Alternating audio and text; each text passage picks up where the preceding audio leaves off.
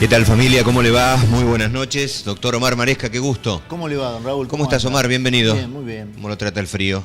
Y como todos. Hay que tomar los recaudos necesarios. El frío y el hambre es un cóctel mortal. Un gran médico de la región me dijo, tenés que tener los pies calientes. Es la mejor recomendación que me dieron. Y el estómago Y el estómago con alguna sopa. Bueno, bienvenidos. Esto durante este rato tendrá que ver con Médicos y Comunidad. Muchos años aquí en la pantalla. El agradecimiento enorme a los que comparten el espacio. En el 4755-1970 es un teléfono. Nuestro espacio en YouTube es Médicos y Comunidad. Las vías de comunicación están en pantalla. www.colmed4.com.ar. Continúan abiertas las inscripciones, los cursos superiores, damos siempre el camino de lo que está desarrollando el Colegio Médico de San Martín. Estamos haciendo más o menos 28 cursos de especialistas, más los cursos auxiliares para profesionales de la salud, y realmente nos está yendo muy bien. A pesar de la crisis que existe, obviamente, en el profesional médico, que a veces tiene inconvenientes para realizar todo eso y requiere mayor cantidad de trabajos para poder tener una situación, no diría cómoda, para poder estar bien. Y está bien que lo marques, porque quizás la gente no sabe. También el bolsillo se pone flojo y flaco para el médico en épocas de crisis. No es que livianamente todo fluye. Mira qué hermosa imagen tenemos ahora. Le damos la bienvenida a Mariana Tucci. Mariana, buenas noches, bienvenida. Hola, buenas noches. ¿Cómo estás? Bien, bien. Muy elegante. Si usted hilvana el apellido Tucci con Rubén Tucci, sí, es la hija, pero nada más. Claro. Habla Mariana.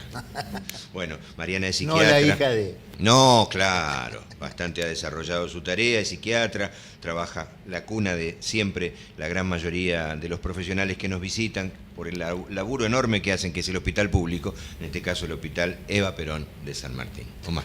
Bueno, un gusto tenerte, Mariana. Gracias. Hoy vamos a tocar el tema de depresión, porque en realidad es un tema que por ahí la comunidad no le da la trascendencia que tiene y la importancia que tiene en distintos grupos etarios. Seguro. Y comenzaríamos con los adolescentes. Háblanos un poquito de la depresión en la adolescencia, que hoy por hoy se ven un aumento de la cantidad de suicidios, que si es producto o no va concatenado toda esta problemática. Claro, sí, seguro. Bueno, la depresión en adolescentes es bastante común. Aparte también es la principal causa de discapacidad en adolescentes. Según datos de la OMS, en la franja etaria entre los 15 y se toma hasta los 29 años, o sea, adolescentes y podríamos llamar también adultos jóvenes, ¿no? Y bueno, uno de los principales riesgos también es el suicidio o también el intento de suicidio, porque, o sea, muchas veces cuando hay un suicidio consumado, generalmente hubo varios intentos anteriores, entonces es algo que también se toma muy en cuenta, ¿no? Y bueno, en los adolescentes también hay que tener en cuenta que el factor de riesgo muy importante hoy en día para las depresiones son las situaciones traumáticas, como pueden ser las situaciones de abuso, o por ahí también el bullying, ¿no? Que de esto se habla mucho ahora, y también el abuso de diferentes drogas y el alcoholismo, que también es algo que se ve muchísimo hoy en día en adolescentes, y es algo que preocupa mucho como un tema de salud pública y que yo creo que en la sociedad quizás no se le da tanta importancia, ¿no? No lo toma la sociedad, ni el tabaquismo ni el alcoholismo, como una adicción. Como una adicción, claro. Son drogas impuestas socialmente y no se le da trascendencia por eso. Claro. Ahora, con respecto al tema de la depresión en el adolescente, la familia, ¿qué nota en ese chico como para, digamos, poder prevenir, o qué es lo que puede visualizar como para tener una alerta y hacer una consulta? Claro, bueno, los síntomas son los síntomas de un trastorno depresivo, que es justamente un ánimo que puede estar triste. Para hablar de un episodio depresivo hay que destacar que tiene que ser la mayor parte del día, la mayor parte de los días. Quizás a veces un poco también en los adolescentes es un poco más confuso el diagnóstico, porque por ahí es una etapa de la vida donde tienden a aislarse, a no hablar tanto por ahí con otras personas mayores. Entonces a veces quizás se puede ver como, bueno, una cuestión de la edad y no tomarlo, o sea, tan en serio. Claro, pero como vos bien decís, muchos días y la mayor parte del día tiene que, al familiar directo o al grupo familiar, tiene que estar alerta que puede llegar a ocurrir eso. Si bien ocurre en esa etapa de la vida, también tiene que estar atento en ese sentido. Claro, seguro, sí. Tanto, o sea, los padres como quizás también algún otro profesional que pueda llegar a consultar, o a veces también los profesores o en las escuelas donde tienen estos profesores como consejeros, por ahí también alguna situación, no sé, que los chicos empiecen a estar mal en la escuela o algunos cambios en la rutina, por ahí, bueno, aunque sea consultar con algún profesional, justamente porque una de las cuestiones más riesgosas es redundante, el riesgo de suicidio, ¿no? Que claro. me estaba fijando también en las estadísticas de la OMS de este año y es la segunda causa de muerte en adolescentes en esta edad, justamente porque es una edad donde la mayoría de las personas, las muertes son o accidentales, claro, o vos fíjate que yo estaba leyendo también estadísticas con respecto a este punto, y Japón, que es un país desarrollado y de alta tecnología y que tiene la cobertura social prácticamente completa, también hay una alta incidencia de suicidio. Claro. O sea que tal vez no pase solamente por el nivel socioeconómico. Sí, igual las estadísticas mundiales, el 80% de los suicidios en adolescentes en países de bajos o medianos recursos. Puede ser que, Japón tenga un alto índice, pero quizás, mundialmente generalmente se da más en este tipo de países. Siempre lo peor se da en los de bajos recursos, sí, lamentablemente. Así que el 80%, claro, porque el grupo familiar está más destruido, claro, hay más vulnerabilidad. La cuestión también que hablamos de las adicciones, quizás también influye mucho, o por ahí a veces también es bastante difícil, aunque hay acceso en este país a la salud pública, pero bueno, a veces hay que buscar un poco más o es un poco más difícil. Quizás también lo que es la psiquiatría en adolescentes, hay pocos especialistas en adolescencia y hay pocos lugares públicos que tengan especialistas en adolescencia. Sería como, claro, es lamentable que ocurra eso, porque la lógica sería que uno tome al adolescente para evitar suicidios y para evitar que ese adolescente después sea un depresivo durante toda su vida. Para evitar discapacidad, sí. En realidad, las depresiones en adolescentes, lo primero que uno tendría que pensar es en las depresiones bipolares, más que en las depresiones recurrentes. Ajá. Como primer diagnóstico. Y después también, pensar, que tenga que ver esto con cuestiones traumáticas, como habíamos dicho también. Bueno, en otro programa en otro punto hablaremos de la bipolaridad, que para definirla bien, porque se habla mucho, sos bipolar, claro, en otro programa lo veremos. Ahora, saliendo del adolescente y yendo a la embarazada también sufre un proceso de tipo depresivo. ¿Cuál es la causa, si existe causa orgánica o psíquica que lo provoca? Claro, sí, la depresión en el embarazo, tanto el embarazo como en el puerperio, muchas veces tiene que ver también tanto con cuestiones hormonales como también con las cuestiones físicas propias del cuerpo, ¿no? A veces por ahí está la idea de pensar que en realidad el embarazo muchas veces es una situación feliz en la vida de una mujer, claro, entonces que no sería lógico que tenga que presentar una depresión, ¿no?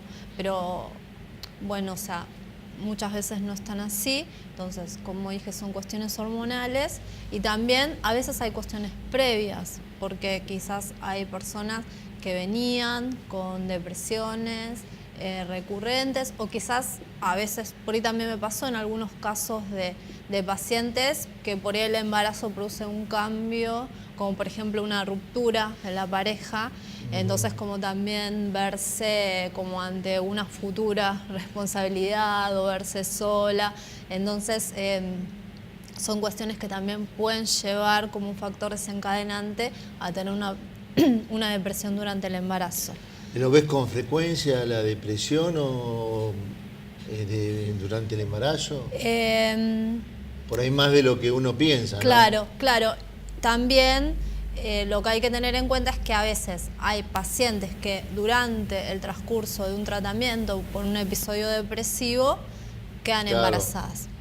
Entonces, bueno, ahí hay toda una cuestión también, porque lo primero que vienen las pacientes como muy asustadas, uy, estoy embarazada, tengo que dejar de tomar todos los remedios, ¿no? Por alguna cuestión, medicada. Claro, que se piensa como que va a traer muchos problemas al bebé, ¿no? ¿Y en el puerperio se ve frecuentemente en el posparto? Sí, son muy comunes. Las depresiones en el posparto son muy comunes.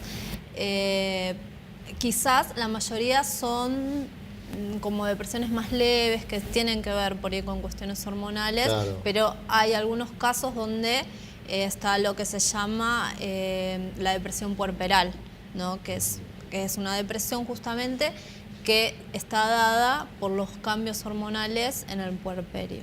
Baja también la hormona tiroide, hay cambios en algunas después en el... Las hormonas tiroideas, si la paciente no tiene un hipotiroidismo, y si tiene un hipotiroidismo tendría que estar controlada. Es verdad que en el embarazo cambian los requerimientos, entonces a veces puede necesitar más dosis, pero no, más que nada tiene que ver con las hormonas de estrógenos, progesterona. Y progesterona. Bueno, vamos a un corte, Raúl. Hagamos una pausa, exactamente. La depresión en adultos mayores. Es lo que viene ahora después de la pausa. Exactamente. Bueno, es solo una fracción de tiempo muy chiquitita. Se acomoda y retomamos aquí con la doctora Mariana Tucci. Ya venimos.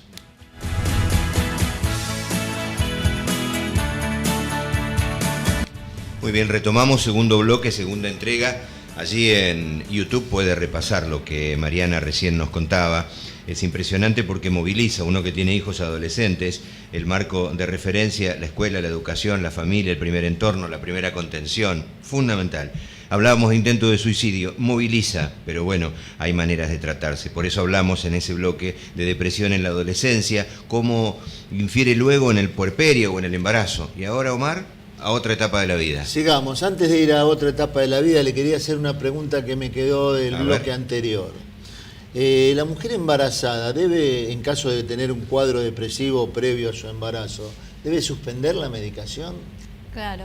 Es importante la pregunta porque es la consulta habitual de las pacientes, ¿no? Justamente se asustan y piensan que hay que dejar todo.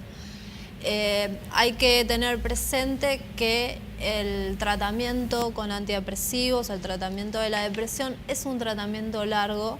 Incluso después de que no hay síntomas depresivos, para prevenir las recaídas, los tratamientos duran alrededor de 1 año o 1 año y medio. Y si se suspende antes el tratamiento, es mucho más probable que la paciente pueda tener recaídas, ¿no? Y si está en un estado donde todavía no está compensada, la medicación no se puede suspender de golpe, ¿no? Esto se llama que crea habituación. Entonces, en el momento en que uno va bajando la medicación para ir suspendiendo el tratamiento, esto se hace muy paulatinamente. Claro. ¿No? Entonces, para no generar una abstinencia. Para no generar una abstinencia. Claro.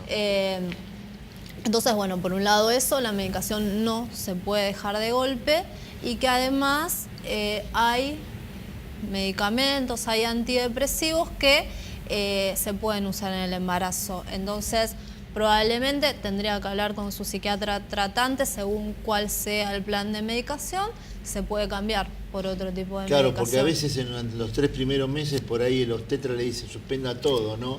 Entonces hay que ver si interacciona, si trae algún daño en esos 3 primeros meses y consultar con el Claro, psiquiatra. seguro. Y bueno, eso que vos mencionas, hay que estar también en contacto con el obstetra, ¿no? Claro. O sea, tiene que estar informado de la medicación que toma, aparte también, o sea, del estado de ánimo de la paciente, depende también cuál sea el diagnóstico, el obstetra evaluará si está preparada para un parto o si es otro tipo de nacimiento. Bueno, vayamos ahora a la depresión en adultos mayores, porque en realidad hay condiciones propias, pero condiciones sociales que muchas veces llevan a tener cuadros depresivos. ¿Es frecuente la depresión en adultos mayores? Es muy frecuente la depresión en adultos mayores. Lo que pasa es que los adultos mayores, los síntomas depresivos son bastante diferentes a los síntomas depresivos en la edad adulta o en otros momentos de la vida. Entonces, por eso muchas veces pasa desapercibida. El primer síntoma que tienen los adultos mayores con depresión son los síntomas de dolor físico. Hasta casi un 70% de los pacientes ancianos con depresión manifiestan dolor físico. Entonces, lo que puede pasar, o lo que pasa habitualmente, es que estas personas van a muchos especialistas, pero queda como subdiagnosticada por mucho tiempo la depresión.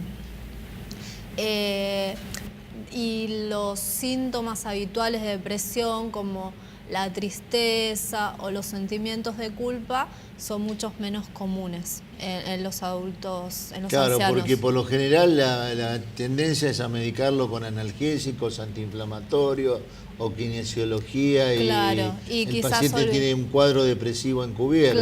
Claro. O otro de los diagnósticos diferenciales, porque la depresión en los ancianos empeora los problemas de la memoria. Entonces quizás se pueda confundir con un deterioro cognitivo leve. Claro. A veces por ahí es común la imagen de ver a los ancianos en los hogares como que están olvidados ahí, o sea, con poco movimiento, como desganados. Bueno, quizás ese tipo de personas no estén desarrollando una demencia, sino que quizás puedan estar depresivos. Y por ahí muchas veces se lo considera como un Alzheimer y por ahí es un cuadro depresivo. Claro, bueno, igual también, o sea, está depresión y Alzheimer, claro. O sea, es un factor de riesgo más para muchas enfermedades. En realidad, las personas mayores, entre el 80 y el 90% de los que tienen depresión, tienen alguna otra enfermedad, ¿no? Es muy común en las personas con problemas cardíacos o después de tener un infarto que preventivamente se las medica con un antidepresivo, como un protocolo. ¿Ah, sí? Porque se sabe que las personas depresivas van a tener muchos menos cuidados que las personas que no tengan síntomas depresivos. O sea, tanto para tomar la medicación, para cumplir los tratamientos o para lo que se espera como calidad de vida, que puede ser no ser sedentarios o hacer una dieta adecuada. Entonces muchas veces se da preventivamente porque es bastante común en los ancianos la depresión. Porque yo leí que más del 25% de los adultos mayores tienen depresión, y la depresión es la primer causa de consulta al psiquiatra, por ahí. Claro, es la primera causa de consulta al psiquiatra, pero primero seguramente fueron a otros. Generalmente las personas mayores vienen derivadas de algún otro especialista. O sea que sería bueno que en los adultos mayores, en las personas mayores, se haga una consulta de ese tipo. ¿Por qué? Porque pierde por ahí el cónyuge, porque la familia la va perdiendo, por el aislamiento que tiene, se queda solo en la casa. Hay un montón de factores que condicionan que tenga una depresión, ¿no? Seguro, o en muchos casos por ahí también que tiene menos actividad, Claro. Hay personas grandes que por ahí no tienen muchas No actividades salen para a hacer, no caminar. salen a caminar. Entonces, esos son todos factores desencadenantes. Ponen la tele y ahí que ellos se deprimen más. Que nos vean a nosotros, No. para no deprimirse.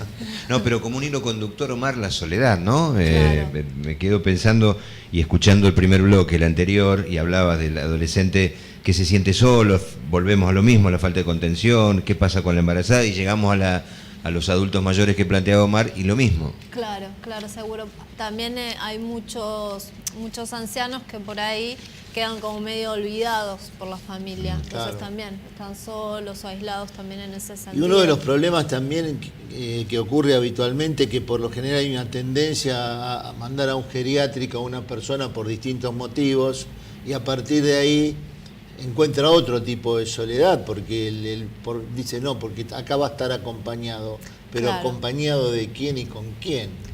Seguro. ¿No? Por eso también es otro aspecto.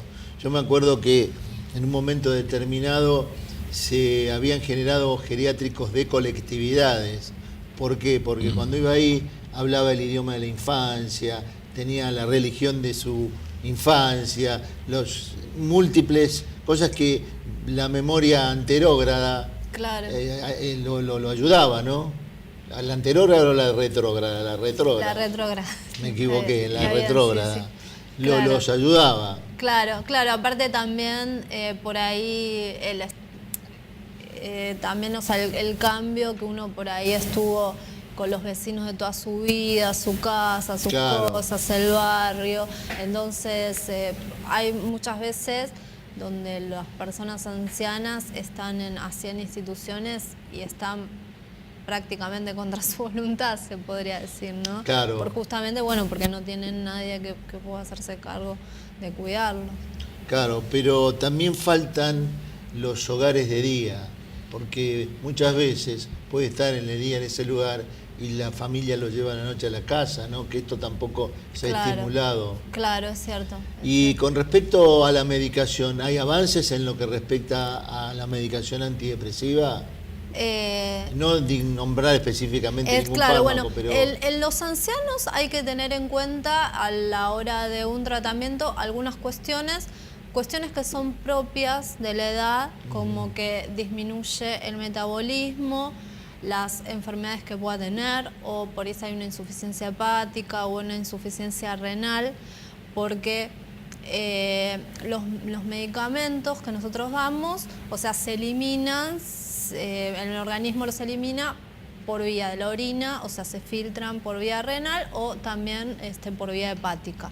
Entonces, si está disminuido el metabolismo y uno le da la misma dosis que a otra persona, una persona más joven, se puede estar sobremedicando al paciente hasta al punto que se puede intoxicar. Claro. Entonces, bueno, esto las personas que trabajan con ancianos, o sea, lo tienen en cuenta, que muchas veces las dosis son menores a las dosis que se dan a adulto.